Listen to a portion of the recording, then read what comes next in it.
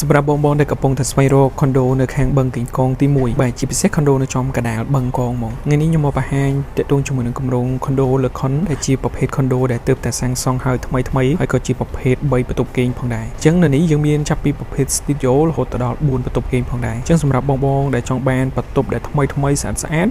ប្រភេទ3បន្ទប់គេងបែបនេះបងអាចមើលជាមួយនឹងវីដេអូនេះបានជាមួយនឹងការរៀបចំខាងក្នុងបន្ទប់គឺប្រណិតមែនទែនសម្រាប់ប្រភេទ3បន្ទប់គេងនេះអញ្ចឹងសម្រាប់បងដែលចង់បានខុនដូនៅខាងបឹងកងបងអាចឆាតមកកាន់ពួកយើងដើម្បីឆែករុកនៅយូនីតដែលជាតម្រូវការបងបាន